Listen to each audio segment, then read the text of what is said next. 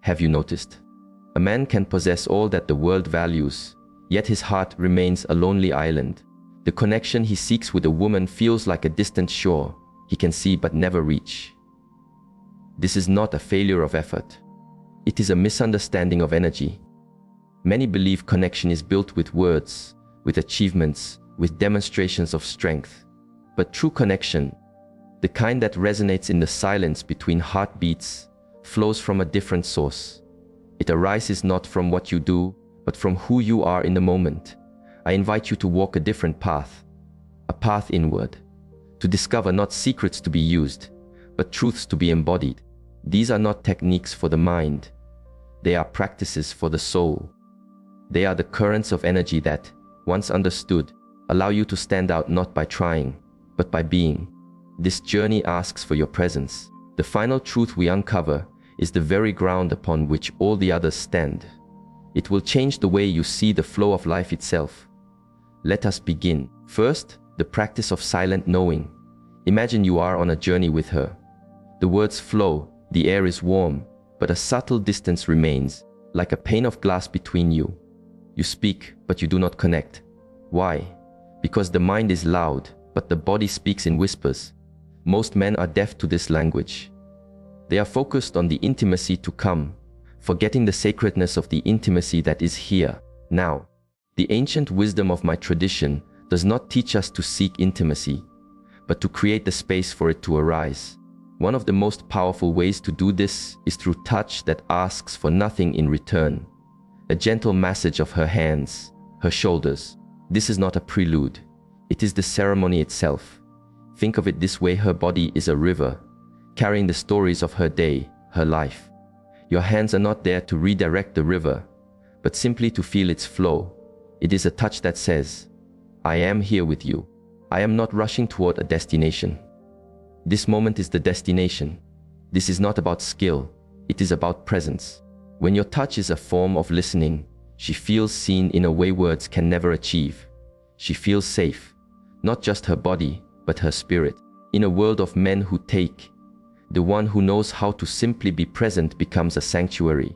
He becomes the 1% who understands that the deepest connection is born in stillness. Second, the dance of the wind. Most men approach flirting like a hunt. They have a target, a goal. Their energy is heavy, pointed. They push, they try, they seek a result, and the woman feels this pressure. She may be polite, but her spirit withdraws. True flirtation is not a hunt. It is a dance. Think of the wind playing with the leaves of a tree. It is light. It is playful. It touches and it lets go. It creates movement, excitement, but it does not try to possess the leaf. A master of this energy teases not to diminish, but to invite play. If she speaks of a food she loves, you might smile and say, a fine choice. But you have not yet tasted the silence of the mountains. It is a gentle challenge, a spark of mystery. The key is this: the wind does not need the leaf's approval. It dances for the joy of dancing. A man with this energy flirts because he enjoys the flow between two spirits. He is grounded in himself. His peace is not dependent on her reaction. This is the wisdom the ancients spoke of, to be unmoved by the need for a specific outcome. Your eyes, your smile, the quiet confidence in your posture. These are the currents of the wind. Are you flirting to get something, or are you flirting to share a moment of lightness? When you master this, you no longer chase attraction. It flows toward you. Third, entering the sacred garden. A man who does not understand subtlety will never understand a woman's heart. There are gestures that, to the clumsy hand, feel intrusive, but to the knowing hand, create an instant bridge between two souls. Touching her hair is one such gesture. Her body is her temple. The space around her head is the most sacred garden within it. To enter this space is not a rite, it is an invitation not spoken in words, but felt in energy. To brush a stray strand of hair from her face is not a simple action. It is a profound statement. It says, I see the beauty in the small things. I am present enough to notice. I am calm enough to be this close. But timing is the soil in which this gesture grows.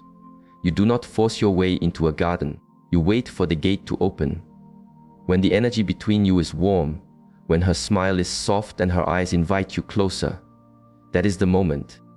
To act before this is to be a trespasser. To hesitate in the moment is to show you do not trust your own stillness. The wise ones teach us to observe, to feel the current before we move. Do not act from impulse or desire. Act because the moment is ripe. When you touch her hair with this reverence, with this quiet confidence, it is a gesture she will remember long after all words have faded. Fourth, the way of the riverbank. In a crowded space, watch the movements. Most men are either lost in the chaos or they push through it, creating more. The man of presence becomes the calm in the storm. One of the most powerful, unspoken ways he does this is by placing his hand on the small of her back. This is not a gesture of ownership, it is a gesture of guidance. Imagine a river. The riverbank does not force the water in a direction. It provides a firm, steady presence that allows the water to flow with purpose and without fear. When you guide her through a crowd this way, your touch is light, yet certain. It is a silent message. The chaos is around us, but not between us. Follow my stillness. This communicates leadership, protection, and awareness without a single word. Most men falter here. They are too timid, their touch hesitant, making it awkward. Or they are too forceful, making it controlling. The touch of a centered man is different. It is brief. It is intentional. It is effortless. As you approach a door, you move slightly ahead, your hand gently resting on her back to guide her through. It is a seamless dance of quiet leadership. The ancient teachings remind us, do not talk about being a calm presence, be one. Your actions are your words. In a world of hesitant boys and overbearing men, this simple gesture sets you apart. You become the riverbank. You become the quiet strength she can flow alongside. Fifth, the way of the mountain. There is a deep calling within a man to be a protector, but many misunderstand what this means. They think it means solving her problems, fighting her battles, silencing her storms. They try to fix her. This is not protection. This is control, and it comes from a man's own discomfort with her emotional world. A woman does not need you to be her hero. She needs you to be her mountain. When her emotions are a storm, when there is wind and rain and thunder, she does not need you to stop the storm. She needs to know the mountain will not crumble. She needs to feel your unshakable presence. She needs to know she can let her storm rage and you will still be there, silent, steady, holding the space for it all to pass. Your stillness is her sanctuary. When she is unraveling, do not try to fix her. Listen. When she is testing you, do not react. Breathe. Your calm is the greatest gift you can offer. It is the solid ground beneath her feet. This is not passive. It is an act of immense strength. It is you protecting the peace of the space between you. The more she feels this unshakable core in you, the more she can relax into her own flow, her own feminine energy. She can let go because she knows you will not be swept away. But remember, a mountain protects its own peace first. It does not allow disrespect. A man who cannot protect his own inner state cannot protect hers. This is the path. You do not become her hero by saving her. You become her sanctuary by showing her she never had to save you. Sixth, the mark of the rooted earth. Let us speak of the outer reflecting the inner. A beard, to some, is merely hair. But in the language of energy, it can be a powerful symbol. It is not about a trend. It is about what it signifies. A well-kept beard speaks of time. It speaks of patience, of maturity.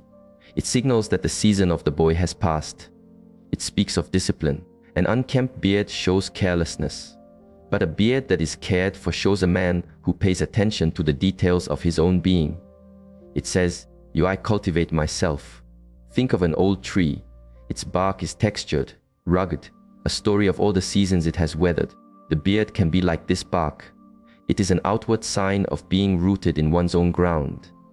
And this creates a beautiful energy, a polarity. It is the contrast between the ruggedness of the earth and the softness of a flower. When she touches your face, she feels this contrast, your strength and her softness. This is the dance of masculine and feminine energies. It is a sensory experience that speaks to something ancient within her. The beard does not make the man. But if the man has cultivated inner strength, the beard becomes a reflection of it. As the ancient masters taught, first, know who you are. Then, adorn yourself accordingly. Your presence is the root. All else is just the leaves and branches. Let your outer self be an honest expression of the inner peace you have cultivated. Seventh, the sound of open space. Brother, when was the last time you shared true laughter with a woman?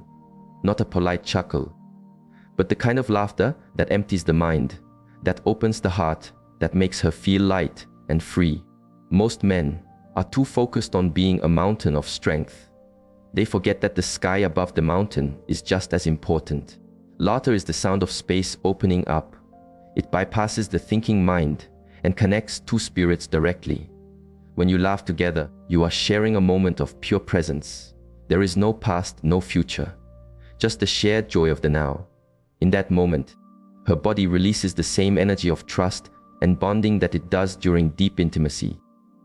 You are no longer just a man she is with. You are a feeling of home.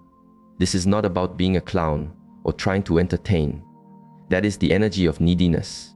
This is about being so grounded in your own peace that you can afford to be light. It is about seeing the small, amusing moments in life and sharing them with a simple, dry observation. It is about being able to laugh at yourself. The man who can be both the mountain and the open sky is a man who is whole. His seriousness gives her a feeling of safety, but his lightness gives her a feeling of joy. He knows that true strength is not brittle. It can bend. It can play. Laughter is the ultimate sign of a man who is not threatened by the moment. He can lead her energy from heaviness back to lightness. He shows her that strength can smile, that stillness can spark joy. Eighth, following the North Star. Let us now look beyond the dance between two people to the path of one. There is nothing a woman's spirit is drawn to more than a man who is walking his own path with purpose. Not a job, not a plan, a direction, a vision, a dream he is building, brick by brick, moment by moment. It is not the dream itself that captivates her. It is the fire she sees in your eyes when you speak of it. It is the energy of a man in motion. A man who is not waiting for life, but moving toward it. A man who can look at her with deep affection and say, I must go. My work calls me, and she knows he means it.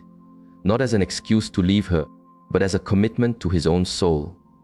This is the ultimate polarity. You do not capture her heart by making her the center of your world. You capture it by making your path the center of your world and inviting her to walk beside you. When she feels your direction, when she sees you are guided by your own North Star, a deep respect is born. She trusts you because you are not lost. A man who is lost in himself will surely become lost in her. But a man who follows his own star becomes a guide. His purpose is the ship. He is the captain. She can relax and enjoy the journey because she knows the captain knows the way. Your greatest gift to her is not your attention. It is your direction. For a man with a true purpose does not need to chase. His movement on his path is the most powerful attraction of all. All these paths are but streams flowing into a single river, the river of your own centered presence. They are not a list of things to do. They are reflections of a way of being. Do not mistake the map for the land itself. The goal is not to master these gestures, but to become the man from whom these gestures flow naturally. The choice is not what to do to attract her, but who you choose to become. The power is not in these secrets. The power is in your own heart. You are the source. You are the stillness. You are the mountain. Be this, and you will find that what you seek is already flowing towards you. May your journey inward be a peaceful one.